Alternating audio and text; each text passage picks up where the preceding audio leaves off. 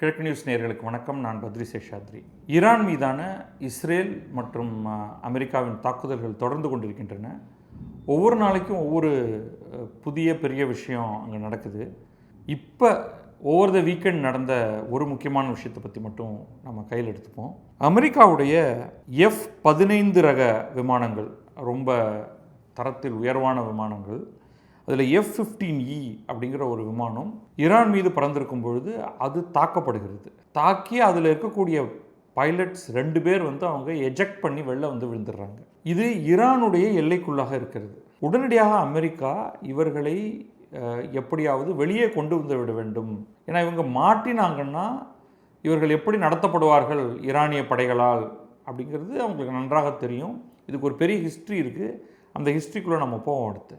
அதனால் ரொம்ப காம்ப்ளிகேட்டடான ஒரு ஆக்டிவிட்டி ஒன்று மவுண்ட் பண்ணி போய் எடுத்துகிட்டு வந்துடுறாங்க. அவங்க 2 பேரையும் வெளில காயம்பட்ட அந்த F-15 பைலட்ஸ் 2 பேரையும் வெளில கொண்டு வந்துடுறாங்க. முதல்ல ஒருத்தர் கிடைக்கிறாரு. அதுக்கப்புறம் இன்னும் பல மணி நேரங்களுக்கு பிறகு இன்னொருவர். ஸோ இது ட்ரம்ப் இதை பற்றி சொல்லும்போது, we have rescued the seriously wounded and really brave F-15 crew member officer from deep inside the mountains of Iran அப்படின்னு அவர் சோஷியல் மீடியா போஸ்ட் ஒன்று சண்டேயில் போடுறாரு. And amazing show of bravery and talent by all. இதுதான் ட்ரம்ப்புடைய tweet.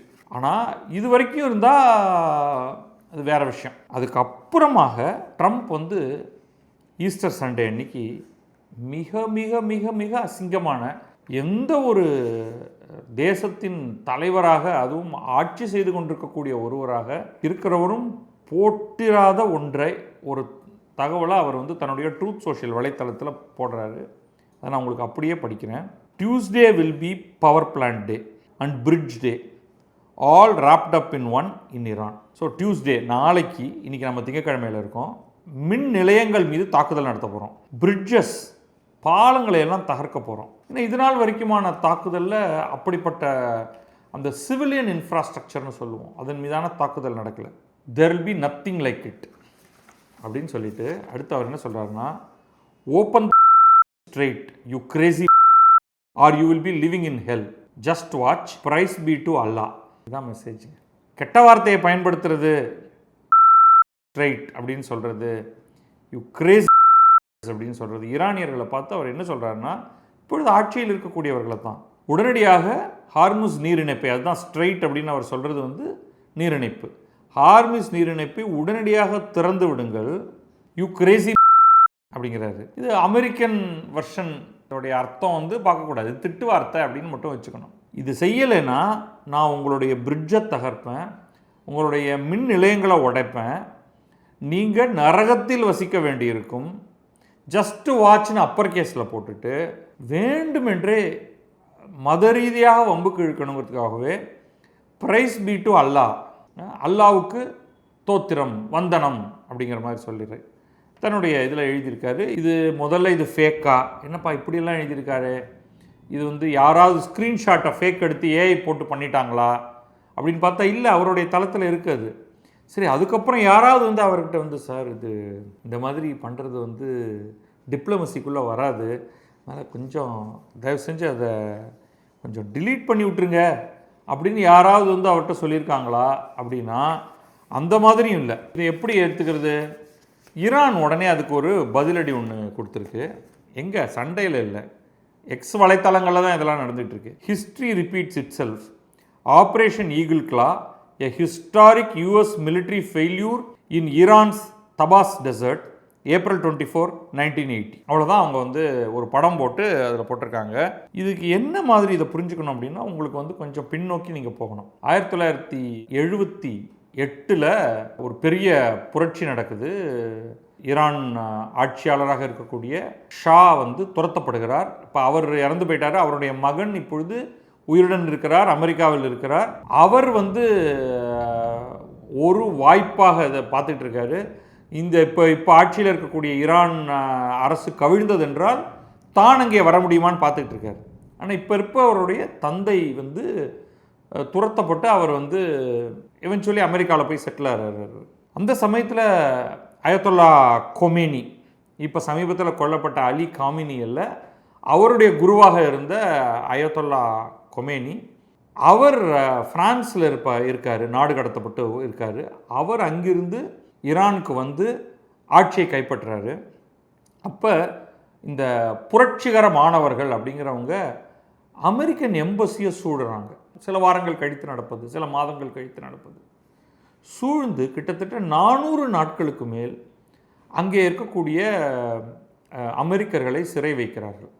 இவர்களை எப்படியாவது காப்பாற்றிடணும். இது என்னன்னா, இதே மாதிரி அமெரிக்காவில் நடக்கக்கூடிய தேர்தல் சைக்கிள். ஜிம்மி கார்ட்டர் அப்போ பிரசிடெண்ட்டாக இருக்கார். ஜிம்மி கார்ட்டரை விரைவில் எதிர்த்து அவர் அதுக்கு பிறகு அவர் வந்து தேர்தலில் நிற்கலை, 2வது முறை தேர்தலில் நிற்கலை. அந்த சமயத்தில் இதற்கு அடுத்து பிரசிடெண்ட்டாக ஆகப் போகிறவர் இவர் ஜிம்மி கார்ட்டர், டெமோக்ராட். அடுத்தது பிரசிடெண்ட்டாக வரப்போகிறவர் ரொனால்ட் ரீகன், ரிப்பப்ளிக்கன் கட்சியைச் சேர்ந்தவர், நடிகர், நடிப்பிலிருந்து அரசியலுக்கு வந்தவர். அதெல்லாம் ஒரு பின்னணி தகவலாக வைத்துக்கொள்வோம். கார்ட்டர் உண்மையிலே நல்ல மனிதர். அவருடைய ஆட்சி காலத்தில் தான் இந்த பிரச்சனை ஏற்பட்டதுங்கிறதுக்கு ட்ரம்ப் மாதிரி இல்லை, அவராக வந்து இந்த தாக்குதலையும் நிகழ்த்தலை. இப்போ மாட்டியிருக்கக்கூடிய இவர்கள் அனைவரையும் எப்படியாவது ரெஸ்கியூ பண்ணணும் அப்படின்னு ஒரு எண்ணம் அவருக்கு தோன்றுகிறது. பல டிப்ளமேட்டிக் முயற்சிகள் எடுக்கிறாங்க. ஆனால் அவர்களெல்லாம் அந்த டிப்ளமேட்டிக் முயற்சிகள் எதுவும் வெற்றி பெறவில்லை. இங்கே சாதாரண மக்கள், இவங்க எம்பசியில் வேலை செய்கிறவங்க சாதாரண மக்கள், அவர்கள் துன்புறுத்தப்படுகிறார்கள், டார்ச்சர், ரொம்ப கொடுமைப்படுத்தப்படுகிறார்கள்.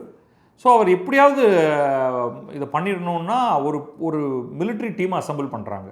அமெரிக்காவிலிருந்து அவங்க விமானம் வழியாக வந்து ஈரானுடைய தெற்கு பகுதியில் இருக்கக்கூடிய பாலைவனங்களில் இறங்கி அங்கிருந்து வண்டிகளை கமாண்டியர் பண்ணி அதன் வழியாக அவர்கள் டெஹ்ரான் வரைக்கும் போய் அங்கே இன்னொரு நாட்டுக்குள்ளே நுழைஞ்சு சண்டையிட்டு இந்த இப்போ இருக்கிற ஏர் பவர் எதுவுமே கிடையாது.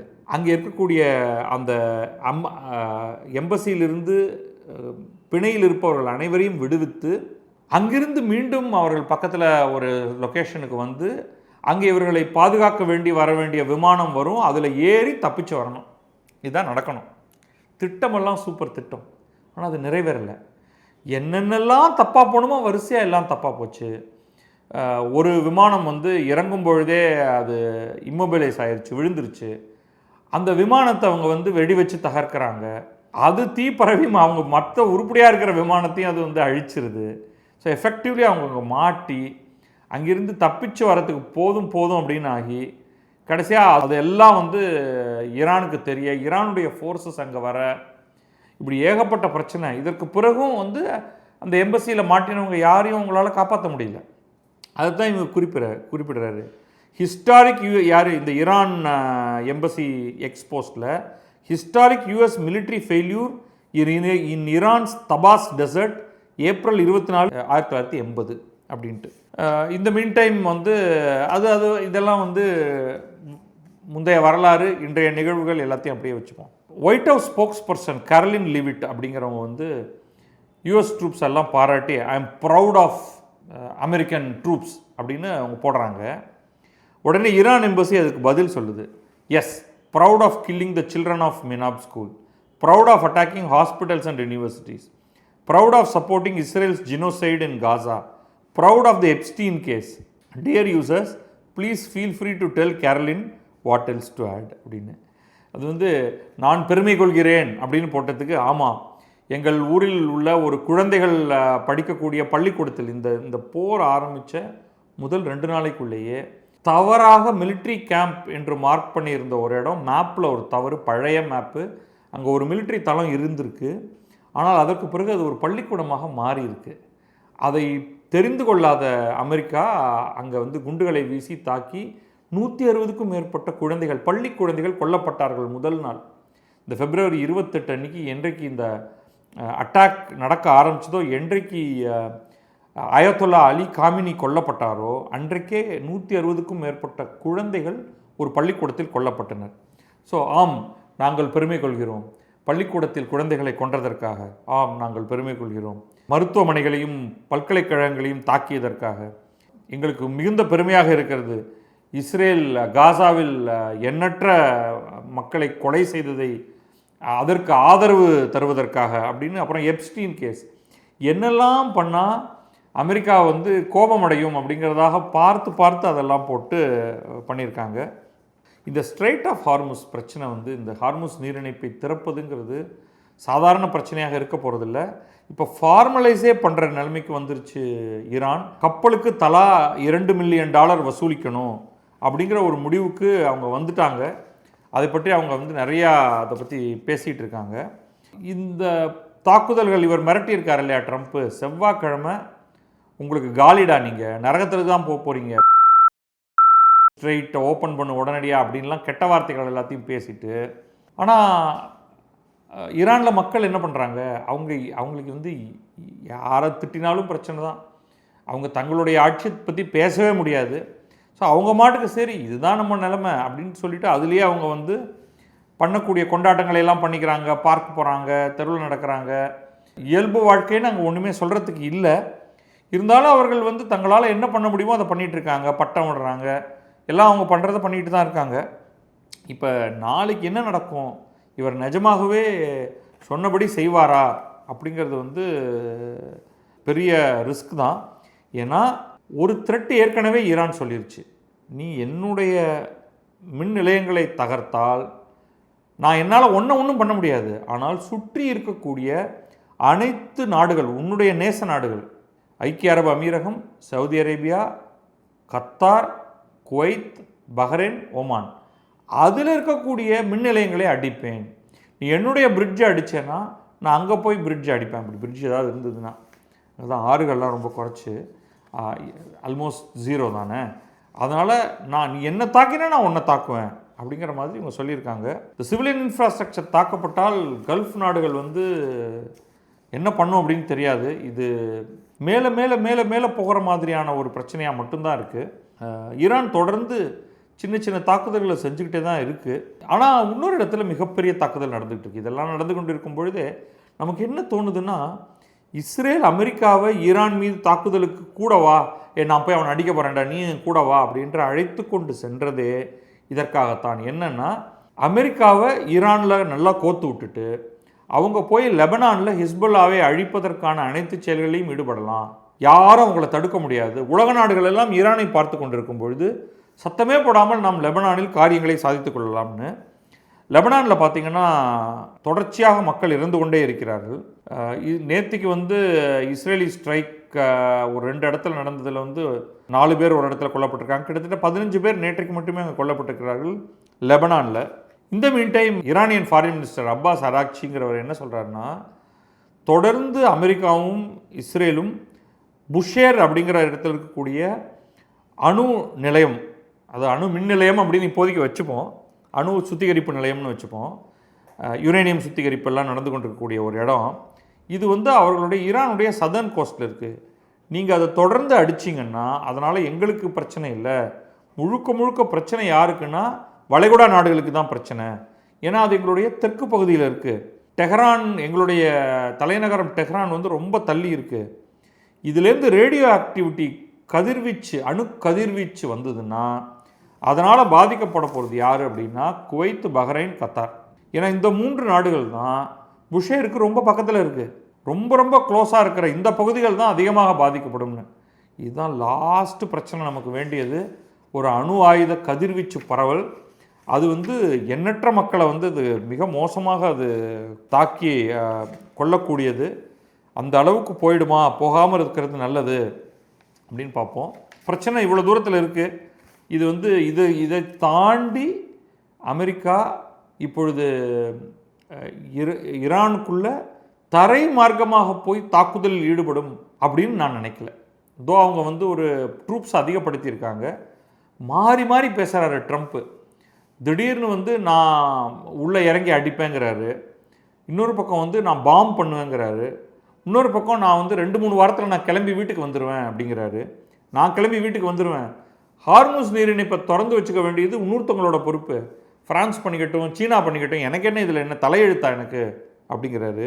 ஸோ அவருக்கு வந்து என்ன இது காண்பிக்குதுன்னா, அவருடைய வார்த்தைகள், மிக மோசமான வார்த்தைகளை அவர் பயன்படுத்துறது அவருடைய ஃப்ரஸ்ட்ரேஷனை காண்பிக்குது. அவருக்கு வந்து ஒரு எக்ஸ்ட்ரீம் லெவல் ஆஃப் விரக்தி.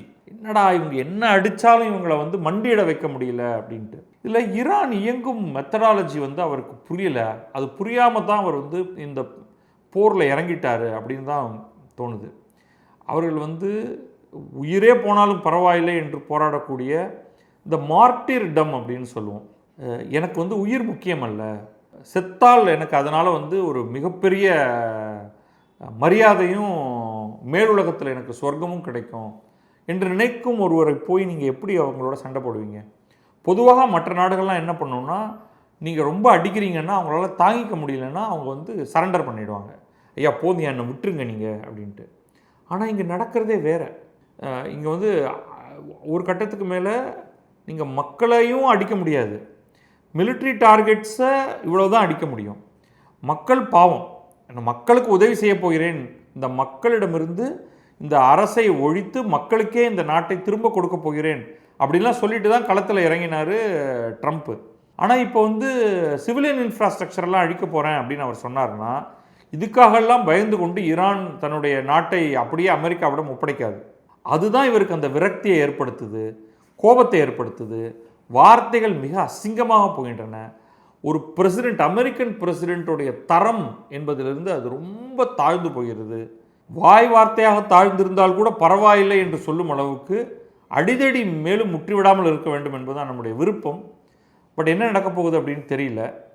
பார்க்கலாம் என்ன நடக்கிறது என்று. ஏன்னா பாகிஸ்தான் இடையில் வந்து ஒரு அமைதி பேச்சுவார்த்தைக்கு நிறைய முயற்சி செய்தது. அதுவே அதுக்கு ஒரு பெரிய ஆபத்தாகவும் முடிந்தது. இந்த அமைதி பேச்சுவார்த்தையில் இவங்க பண்ணுற யார் பக்கம் சாயறாங்கங்கிறத பார்த்து கோபம் கொண்டிருக்கக்கூடிய ஐக்கிய அரபு அமீரகம், நான் உங்களுக்கு ஏற்கனவே கொடுத்துருக்கக்கூடிய $2 பில்லியன் கடனையும் கூட வட்டியையும் சேர்த்து உங்களுக்கு $3 பில்லியன் மேலே எனக்கு பாக்கி இருக்குது, அதை முதல்ல ஒழுங்காக கொடு அப்படின்னு மிரட்டுகிறார்கள். அதை வந்து நான் கொடுத்துருவேன், இது என்ன பெரிய விஷயம் அப்படிங்கிற மாதிரி பாகிஸ்தான் சொல்லுது. இப்போ அமைதியிலையும் பெரிய அளவுக்கு ஈடுபட போகிறது யாரும் இல்லை அப்படிங்கிற மாதிரி தெரியுது. அதனால் ரொம்ப குழப்ப நிலையில் இருக்கிறது. பார்க்கலாம். நான் பத்ரி சேஷாத்ரி, இது கிழக்கு நியூஸ்.